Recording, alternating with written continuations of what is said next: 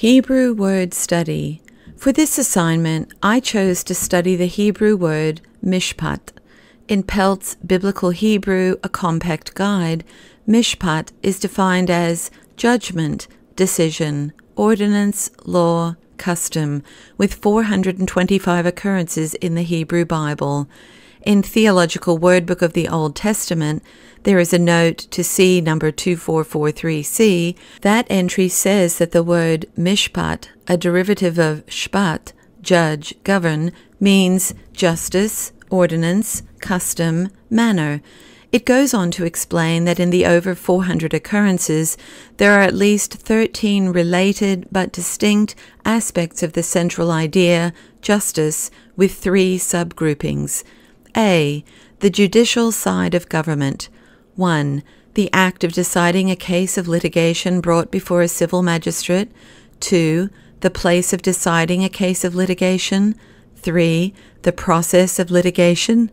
4. A case of litigation, i.e., a specific case brought to the magistrate. 5. A sentence or decision issuing from a magistrate's court. 6. The time of judgment. B. Authority. 7. Sovereignty, the legal foundation of government in the sense of ultimate authority or right. C.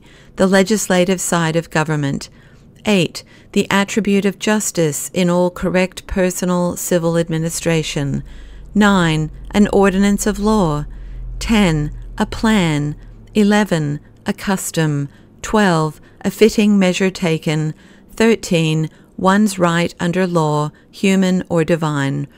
The Englishman's Hebrew and Chaldee Concordance of the Old Testament offers these translations for mishpat: cause and the cause of, my cause, the cause of, their cause, the ceremonies thereof, according to his charge, crimes, according to the custom, and according to their deserts, my determination, to discretion, with discretion, the disposing thereof, due, equity, according to the fashion thereof, both according to their fashions, the fashion of it, according to their form, are judged, judgment, judgments, according to judgment, according to my judgments, according to the judgments of, according to their judgments, after the judgment of, all the judgments of, also in my judgments, and from judgment, and from thy judgments, and his judgments, and in judgment, and in my judgments, and judgment, and judgments,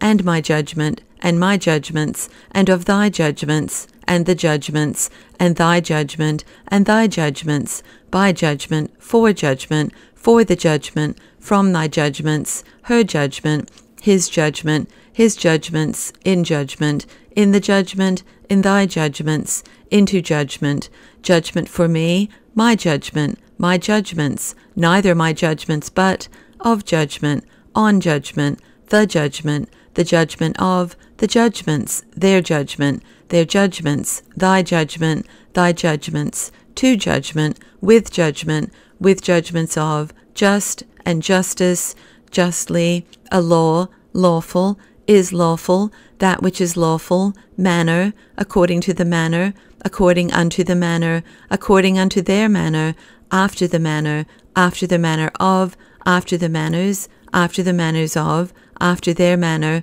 and according to the manner thereof, and manner, as the manner, his manner, manner of law, the manner of, the manner thereof, in measure, order, according to the order, according to their order, after the due order, according to thine ordinances, and an ordinance, mine ordinances, or after their ordinances, the ordinance of, the ordinances, right, and the right, but right, by right, my right, the right from, the right of, to be right, sentence, my sentence, as thou usest to do, worthy of, worthy to.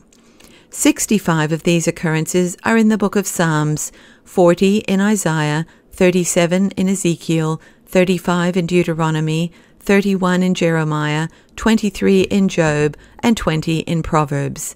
The entry for this in the New Brown, Driver, and Briggs Hebrew and English Lexicon of the Old Testament indicates that the root word shpat is a verb meaning judge, govern. The third definition provided there includes the full word mishpat, citing Zechariah 7:9 as one example of its usage, in which the definition is 3. Executing judgment, a. Discriminating of man only. The Tanakh on Sepharia provides the translation of this word in this verse as justice. Thus said the Lord of hosts, execute true justice, deal loyally and compassionately with one another. Lamentations 3:59 provides the additional meaning of mishpat as vindicating. The Tanakh on Sepharia provides the translation of this word in this verse as my right, immediately after the word shpat, which is translated vindicate here. You have seen, O Lord, the wrong done me. O vindicate my right. The New Oxford Annotated Bible describes the language of Lamentations 3:58-60 as legal language, with the poet casting himself as a plaintiff in court where God will judge him innocent and the enemy guilty. Merriam-Byer's article on Lamentations 3 describes verses 55-66 of this chapter as difficult, representing either further hope and trust in Yahweh's saving action, or further demands that Yahweh see and attend to the central character's plight. Ian W. Provan's article tells us that in verses 59-61 we read of God's seeing and hearing present distress without yet having acted to relieve it. The author pleads that he would now act, indicating that the two aforementioned words together mean, judge my cause.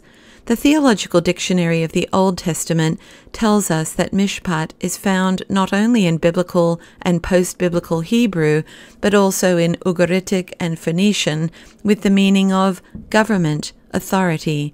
Several semantic variants are described, emphasizing that we cannot separate the consideration of this word's basic meaning from the basic meaning of the related verb shpat. This source describes the focal point of meaning as clearly in the realm of justice, judgment, and law, while acknowledging that in some texts the meaning of decision is sufficient, and in others the meaning of claim, demand is indicated. I was especially struck by the connection between theological stances and translations of words, with an example provided that modern liberation theology points us towards the mishpat of the poor as the starting point for biblical interpretation. This was a refreshing and hope-filled statement which reminded me of Christ's constant concern and compassionate care for the poor. It's easy to see that different starting points will lead to different conclusions in the process of any word study or translation. I am learning to be careful in choosing commentaries, understanding that each commentary and interpretation will necessarily adhere to a particular theological view. The Old Testament includes instances of mishpat in situations involving oracles and casting lots, jurisprudence, right, law, custom, and moderation. In considering jurisprudence, one of the general cases mentioned is Proverbs 29:4. By justice a king sustains the land, but a fraudulent man tears it down. The explanation provided in the Theological Dictionary of the Old Testament is helpful here.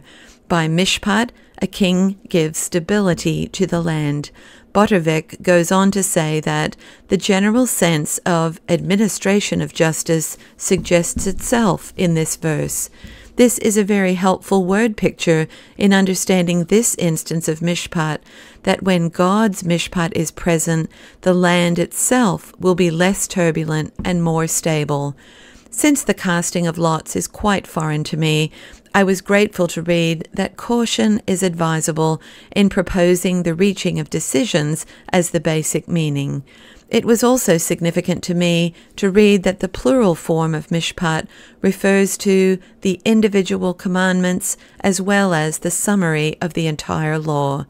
Moses, or God in person, commanded, gave, spoke, set, declared, and taught these laws.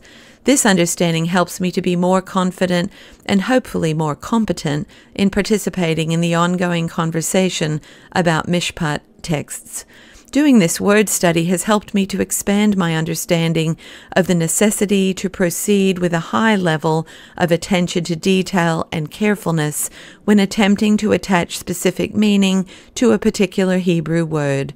There are so many considerations to keep in view, including, but not limited to, the basic meaning of the word, context, origin and history of the word, component parts, and related words, the broad, comprehensive and differing aspects, subgroupings, and categories of possible meanings highlight the necessity of understanding all of these considerations when attending to a particular usage of the words.